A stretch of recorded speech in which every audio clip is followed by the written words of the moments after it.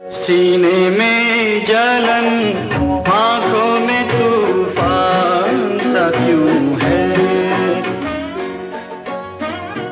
हम सफर तो साथ है पर मंजिल का पता नहीं, बेसुध से दौड़े जा रहे हैं, दिल की खबर नहीं।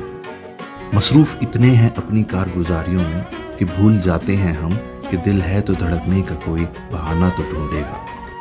जीवन की भागदौड़ में रिश्तों की अहमियत खत्म होती नजर आती है। आधुनिकता और विकास के इस दौर में जहां हमने तकनीकी और आर्थिक क्षेत्र में बेमिसाल तरक्की की है, वहीं दूसरी ओर हमारे रिश्ते, नाते और सामाजिक संबंध कहीं ना कहीं कमजोर पड़ते जा रहे हैं। ये सिचुएशन व्यक्तिगत जीवन को प्रभावित कर रही है, बल्कि सामाजिक ताने बाने को भी कमजोर बना रही है। ये आधुनिक दौड़ एक बड़ी कीमत मांगती है, और वो कीमत है हमारे रिश्तों में बढ़ती भावनात्मक जुड़ाव की कमी।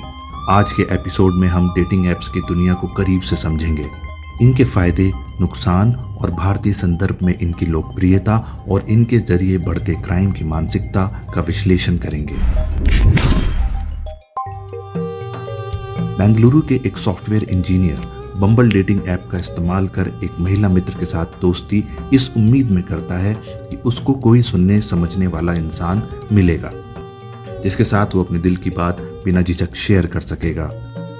शुरू में सब सही चलता है, दोनों मिलते हैं, बातें करते हैं और अच्छा खासा टाइम स्पेंड करते हैं एक दूसरे के साथ। और जाहिर सी बात है, कहीं ना कहीं उनका रिश्ता विश्वास और भरोसे का एहसास कराने लगता है।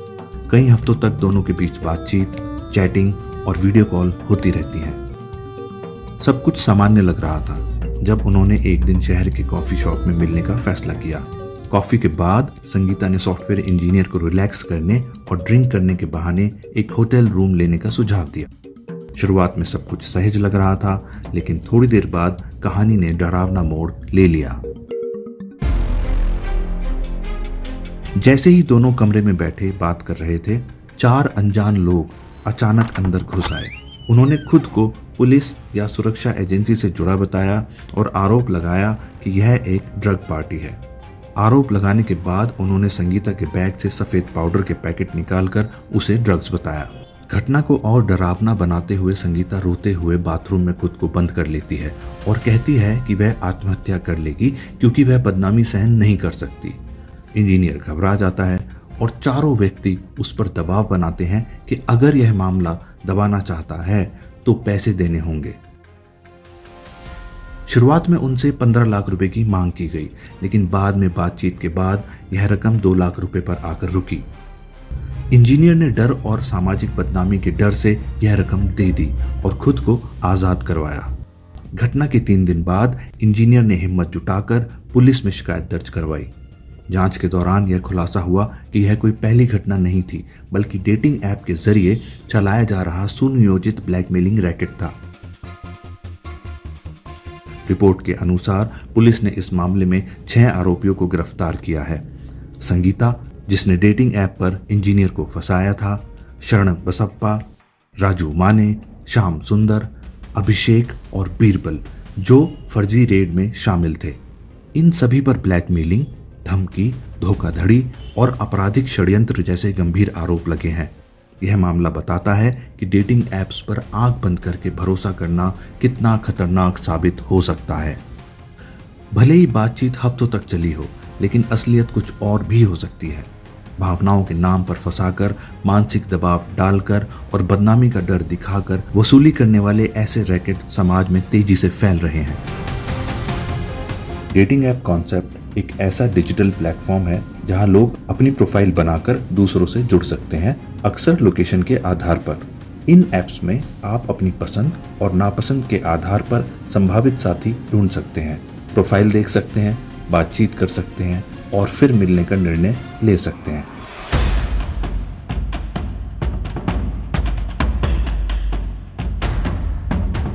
इस तरह का ये मामला अकेला नहीं है और नया भी नहीं है। बीते कुछ सालों में, या यूं कहें बीते कुछ महीनों में, भारत के अन्य शहरों में भी डेटिंग ऐप्स के थ्रू फाइनेंशियल फ्रॉड्स के मामले सामने आए हैं। कोलकाता, अक्टूबर 2025। कोलकाता पुलिस ने एक फर्जी कॉल सेंटर का भंडाफोड़ किया जो फर्जी डेटिंग ऐप और वैवाहिक संबंधों के जरिए पूरे भारत और बांग्लादेश में लोगों को ठग रहा था। इस मामले में 14 करोड़ रुपए की धोखाधड़ी सामने आई है और पुलिस ने 17 में से 16 महिलाओं को गिरफ्तार किया है। गुरुग्राम, अक्टूबर 2025, एक 50 वर्षीय एमएनसी पेशेवर से बम्बल डेटिंग ऐप पर मिली एक महिला ने लगभग 73 लाख रुपए की ठगी की। महिला ने पीड़ित को स्टॉक ट्रेडिंग प्लेटफॉर्म में निवेश करने के लिए राजी किया था। मुंबई, 2025, एक व्यक्ति ने डेटिंग ऐप पर मिली एक महिला के कारण सोने के व्यापार से जुड़े एक घोटाले में लगभग 73 लाख रुपए गंवा दिए। हैदराबाद, अगस्त 2025, एक व्यक्ति को डेटिंग ऐप के माध्यम से एक निवेश घोटाले में लगभग 13 लाख रुपए का चूना लगाया गया। केरल, अगस्त 2025, केरल पुलिस ने एक 4 सदस्यीय गिरोह को पकड़ा जो ग्राइंडर जैसे डेटिंग ऐप्स के जरिए LGBTQ समुदाय के लोगों को लुभाता था और उनसे लाखों रुपए की उगाही करता था।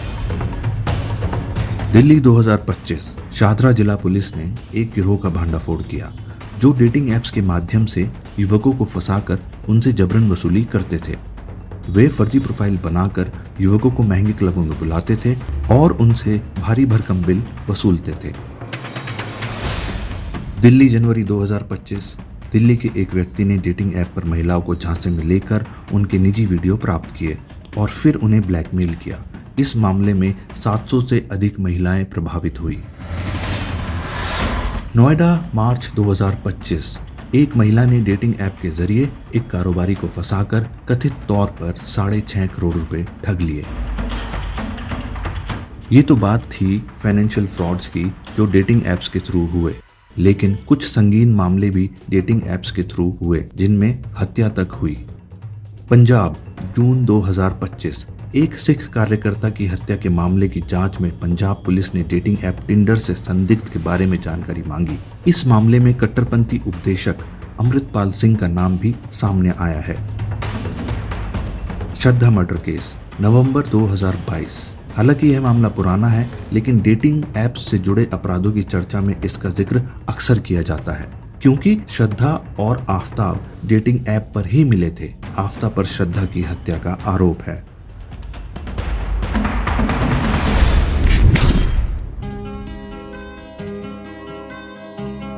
प्यार की डिजिटल राह पर सावधानी बरतें। डेटिंग ऐप्स ने प्यार को लोकतांत्रिक बना दिया है।